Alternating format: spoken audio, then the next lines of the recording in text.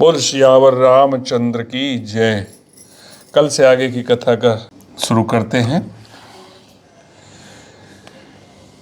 श्री राम जी ने बहुत अत्यंत सुंदर तालाब देख करके वहाँ स्नान किया और परम सुख पाया।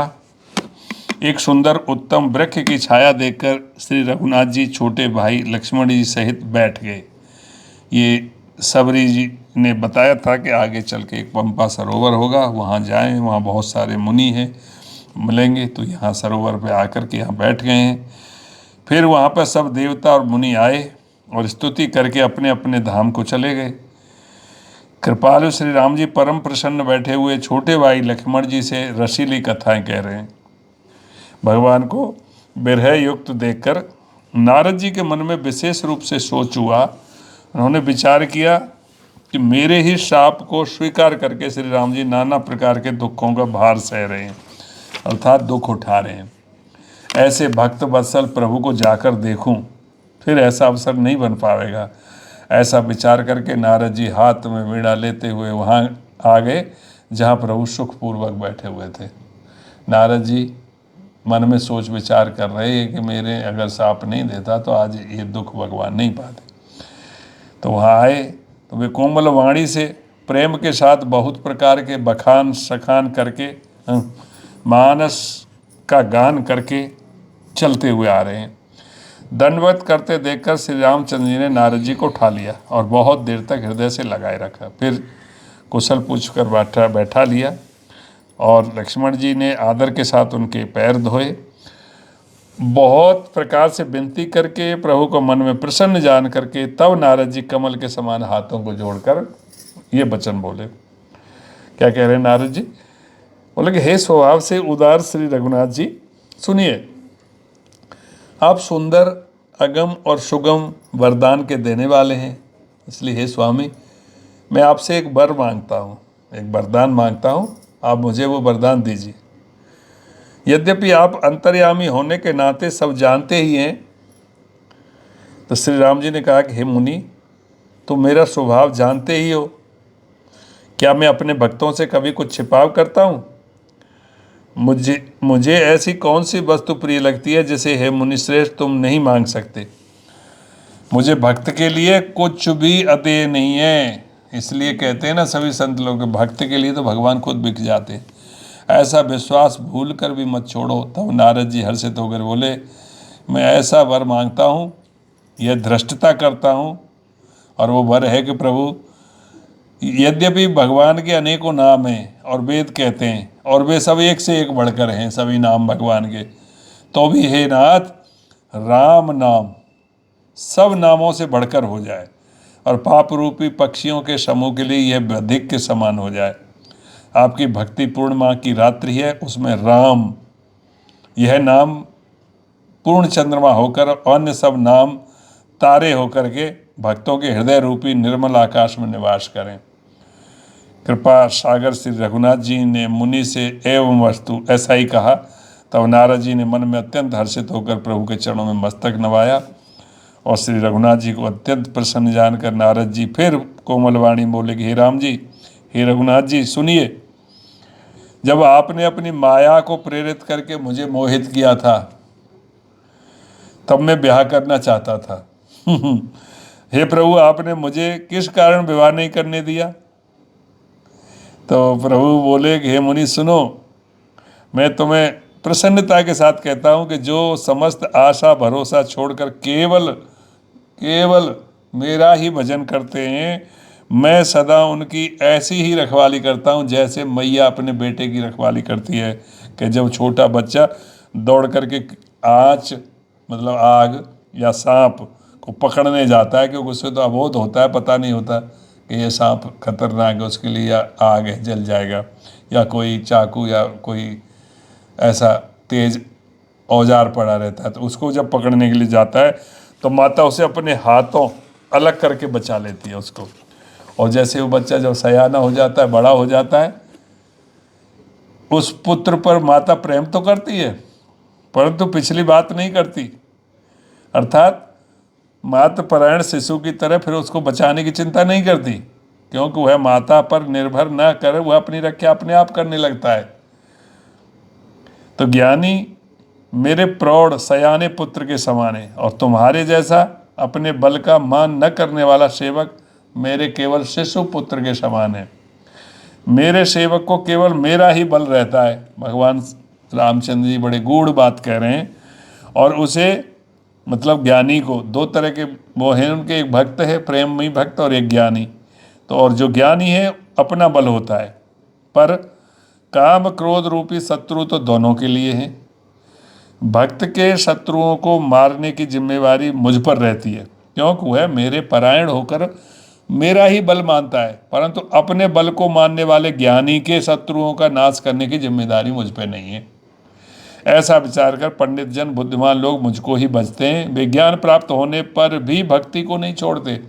इसलिए कहते हैं ना कि ज्ञानी जो भगवान को ज्ञान से जानता है, तो उनको उनकी भगवान जिम्मेदारी नहीं लेते। भगवान जिम्मेदारी लेते हैं जो उनके भक्त हैं, जो भगवान में ही सब कुछ करते हैं, उन्हें अपने पे कोई मतलब नहीं, हमारा कुछ नहीं, तो उनकी जिम्मेदारी भगवान पे लगी, ज्ञानी पे नहीं। लेकिन ज्ञानी भक्त भी पंडित बुद्धिमान जो लोग हैं, वो ज्ञान प्राप्त जब हो जाता है तो तब भी वो भक्ति को नहीं छोड़ते।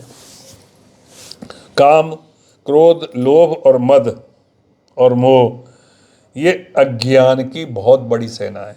कौन कौन सा? काम क्रोध लोभ और मद और मोह। इसमें माया रूपिणी, माया की साक्षात मूर्ति स्त्री तो अत्यंत दारुण दुख ने देने वाली है। नारी की बहुत वो करी है बार बार रामचरितमानस में तुलसीदास जी ने, क्योंकि वो खुद भी तो नारी के विरह रूपी उसमें पढ़े थे ना शुरू में।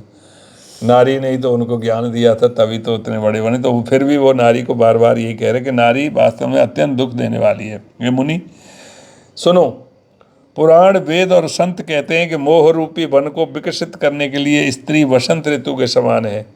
जप तप नियम रूपी संपूर्ण जल के स्थानों को स्त्री ग्रीष्म रूप होकर के सर्वथा शोक लेती है। काम क्रोध मद और मत्सर ये आदि मेढक हैं, और इनको वर्षा ऋतु होकर हर्ष प्रदान करने वाली एकमात्र यही स्त्री है। बुरी वासनाएं कुमुदों के समूह है, इनको सदैव सुख देने वाली है। शरद ऋतु है, समस्त धर्म कमंडलों के झुंड हैं, कमलों के झुंड हैं, और यह नीच विषय जन्य सुख देने वाली स्त्री हिम ऋतु होकर उन्हें जला डालती है। फिर ममता रूपी जवास का समूह स्त्री रूपी शिशिर ऋतु को पाकर हरा भरा हो जाता है। पाप रूपी उल्लुओं के समूह के लिए स्त्री सुख देने वाली घोर अंधकार में ही रात्रि है। और बुद्धि बलशील और सत्य ये सब मछलियाँ हैं, और उनको फंसाकर नष्ट करने के लिए स्त्री बंसी के समान है। चतुर पुरुष ऐसा कहते हैं। इतना कहानी बना दी कि जितने भी विकार आते हैं वो केवल स्त्री के कारण आते हैं। लेकिन ऐसा भी है कि स्त्रियां ऐसी भी हैं कि जो मतलब ऊपर भी पहुंचा देती हैं, मतलब इन काम क्रोध मद लोभ मोह से ऊपर भी उठा देती हैं। यहाँ और कह रहे हैं फिर अगेन, युवती स्त्री अवगुणों की मूल पीड़ा हर देने वाली और सब दुखों की खान है। इसलिए मुनि मैंने जी में ऐसा जानकर तुमको विवाह करने से रोका था, क्योंकि तुम काम क्रोध मद लोभ मोह इसमें ही फंस जाते अगर शादी कर लेते तो। रघुनाथ जी के सुंदर वचन सुनकर मुनि का शरीर पुलकित हो गया और नेत्र में जल भरा है। वे मन ही मन कहने लगे, कहो तो किस प्रभु की ऐसी रीत है जिसका सेवक पर इतना ममत्व और प्रेम हो। जो मनुष्य ब्रह्म को त्याग कर ऐसे प्रभु को नहीं भजते वे ज्ञान के कंगाल दुर्बुद्धि और अभागे हैं। फिर नारद मुनि आदर सहित बोले कि हे विज्ञान विशारद श्री राम जी सुनिए।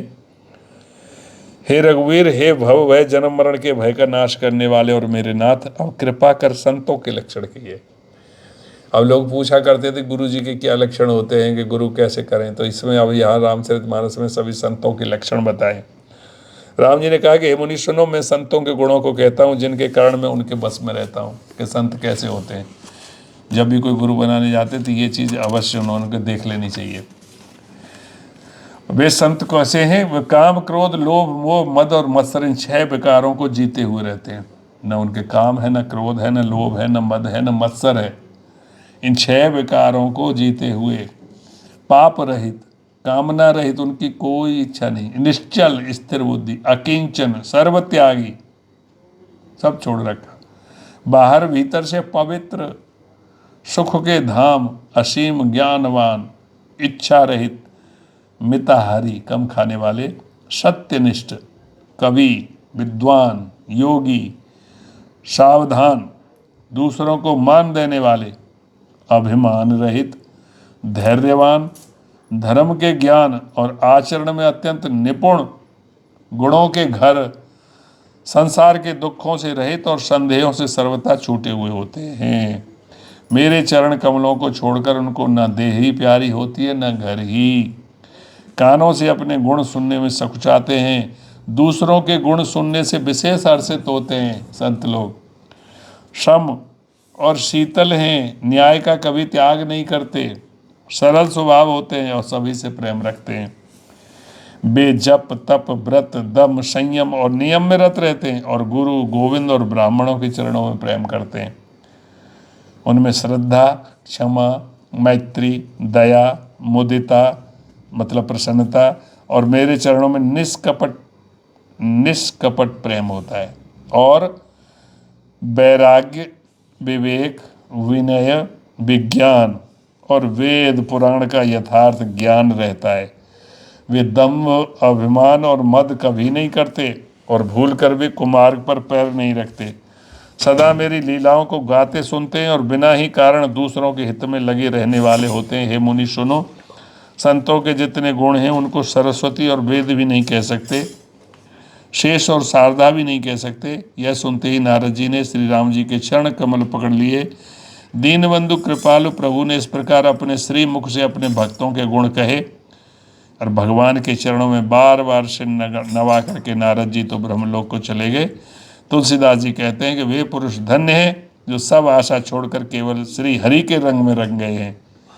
जो लोग रावण के शत्रु श्री राम जी का पवित्र यश गावेंगे और सुनेंगे, वे वैराग्य, जप और योग के बिना ही श्री राम जी की दृढ़ भक्ति पावेंगे। युवती स्त्रियों का शरीर दीपक की लौ के समान है, इसलिए हे मन तू उसका पतंगा मत बन। काम और मद को छोड़कर श्री रामचंद्र जी का भजन कर और सदा सत्संग कर। ऐसे कह के नारद जी वहाँ चले गए और भगवान राम जी और लक्ष्मण जी पंपा सरोवर पर आ गए हैं। इसी के साथ ही अरण्य कांड यहाँ समाप्त होता है। अगली कथा, अगला कांड किष्किंधा कांड से शुरू होगी। तब तक के लिए हम विराम लेते हैं। बोलो सियावर रामचंद्र की जय।